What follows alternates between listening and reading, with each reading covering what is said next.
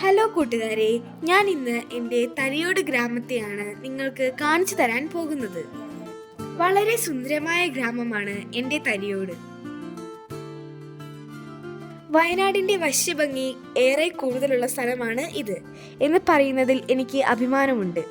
എന്നാൽ പച്ച പുതച്ചു നിന്നിരുന്ന എൻ്റെ ആ പഴയ ഗ്രാമം ഇന്ന് ബാണാസുര ഡാമിൻ്റെ വെള്ളത്തിനടിയിൽ ഉറങ്ങുകയാണ്. അവിടേക്കാണ് ഇന്ന് നമ്മുടെ യാത്ര. ഇപ്പോൾ ഡാമിൽ വെള്ളം വളരെ കുറവാണ്. ഇപ്പോൾ പോയാൽ പഴയ തരിയോടിന്റെ ഭാഗങ്ങൾ കാണാൻ പറ്റിയാലോ?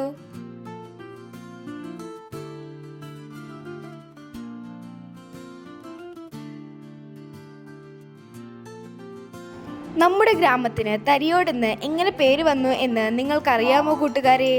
വളരെ പണ്ട് തരിയോടിന്റെ മലകളിൽ സ്വർണം കുഴിച്ചെടുത്തിരുന്നു. അങ്ങനെ സ്വർണ്ണ തരികളുടെ നാട് പിന്നീട് തരിയോടായി. ഇവിടെ പ്രധാനമായി കാപ്പി, കുരുമുളക്, ചായ എന്നിവയുടെ എസ്റ്റേറ്റുകളായിരുന്നു ഉണ്ടായിരുന്നത്. ഇപ്പോൾ ബാണാസുര ഡാം വന്നതോടെ ഇവിടം നല്ലൊരു ടൂറിസ്റ്റ് കേന്ദ്രമായി മാറി. എവിടെ തിരിഞ്ഞു നോക്കിയാലും അവിടെല്ലാം പച്ച പുതച്ചു കിടക്കുന്ന മലനിരകൾ മാത്രം. അതാണ് തരിയോടിനെ ഇത്രയ്ക്കും സുന്ദരമാക്കുന്നത്. എന്തൊരു ഭംഗിയാണല്ലേ ഈ മലനിരകൾ കാണാൻ. ഇടതൂർന്നു നിൽക്കുന്ന മലനിരകളും മലഞ്ചെരിവുകളും കാനനപാതകളും കൊച്ചരുവികളും തരിയോടിന്റെ മനോഹാരിത കൂട്ടിക്കൊണ്ടിരിക്കുന്നു.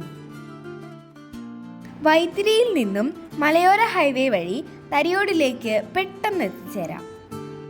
കേരളത്തിലെ തന്നെ നല്ല വൃത്തിയും ഭംഗിയുമുള്ള മലയോര ഹൈവേ ആണിത്.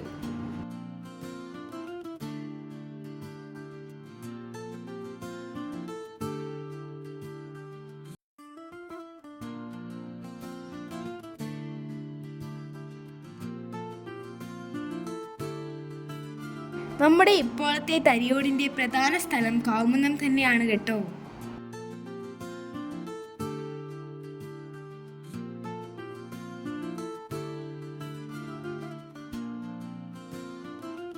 ഈ റോഡിലൂടെ പോകുമ്പോൾ തന്നെ തോന്നും ഇതൊരു കാനനപാതയാണെന്ന്.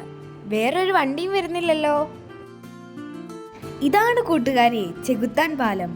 പേടിക്കേണ്ട കേട്ടോ. എങ്ങനെ ഈ പേര് വന്നു എന്നൊന്നും എനിക്കറിയില്ല കേട്ടോ. പഴയ തരിയോടിന്റെ ഒരു പ്രധാന ഭാഗമായിരുന്നു ഈ പാലം. പാലത്തിന്റെ ഒരു ഭാഗം മുഴുവൻ കൊടും കാടാണ്. ഇവിടെ ആന, കാട്ടുപോത്ത്, പന്നി, മയിൽ എന്നിങ്ങനെയുള്ള വന്യജീവികൾ വരാറുണ്ട്. അതിനാൽ ഇവിടേക്കുള്ള രാത്രിയാത്ര പൂർണ്ണമായും ഒഴിവാക്കേണ്ടതാണ്. ഈ കൊച്ചരുവിയിൽ 1-2 കൊച്ചു വെള്ളച്ചാട്ടങ്ങളുണ്ട്.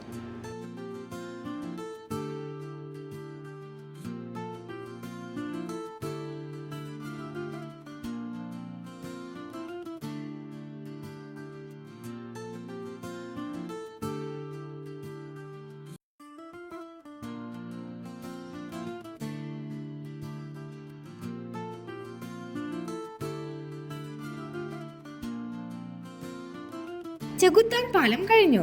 ഇനി നമുക്ക് മുന്നോട്ട് പോകാം. എവിടെ നോക്കിയാലും നല്ല ഭംഗിയുള്ള കാടുകൾ. കൂട്ടുകാരെ, നമുക്ക് ആസ്വദിച്ച് മുന്നോട്ട് പോകാം.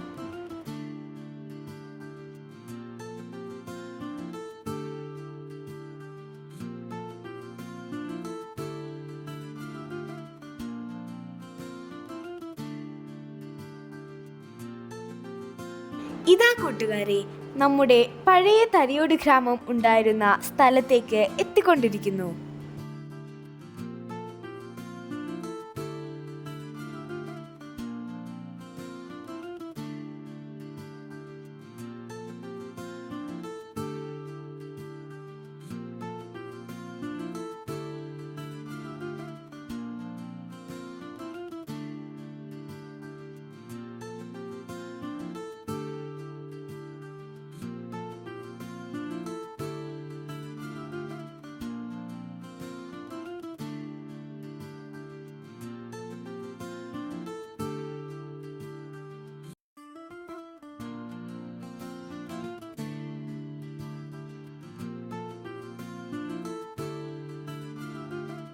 ഇതാ നോക്കൂ, ഇപ്പോൾ ഇവിടുത്തെ വെള്ളമെല്ലാം വറ്റിയിരിക്കുന്നു.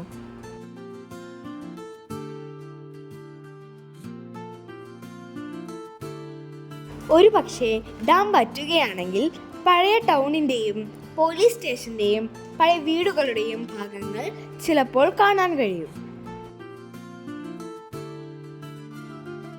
എന്നെങ്കിലും ഈ അണക്കെട്ടിലെ വെള്ളം പൂർണ്ണമായി തുറന്നുവിട്ടാൽ ആ പഴയ ഗ്രാമം കാണാമെന്ന പ്രതീക്ഷയിലാണ് ഞങ്ങൾ ഈ വീഡിയോ ചിത്രീകരിച്ചിരിക്കുന്നത് ഡാമിന് ചുറ്റുമുള്ള റോഡിൽ നിന്നാണ്. ഡാമിൽ ഇറങ്ങുന്നത് ശിക്ഷാർഹമാണ്, കാരണം അത് അപകടമാണ്. ഇങ്ങനെ ഈ ഡാമിൻ്റെ തീരത്തു കൂടെ സഞ്ചരിക്കാൻ കഴിഞ്ഞതിൽ ഞങ്ങൾ വളരെ ഹാപ്പിയാണ്. ഇനി നമുക്ക് പഴയ ഗ്രാമം ഉറങ്ങുന്ന മണ്ണിൽ നിന്ന് തിരിച്ചു പോകാം.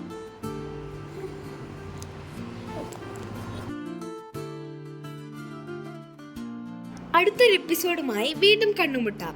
നിങ്ങളുടെ അഭിപ്രായം കമന്റ് ചെയ്യണേ. താങ്ക് യു കൂട്ടുകാരെ.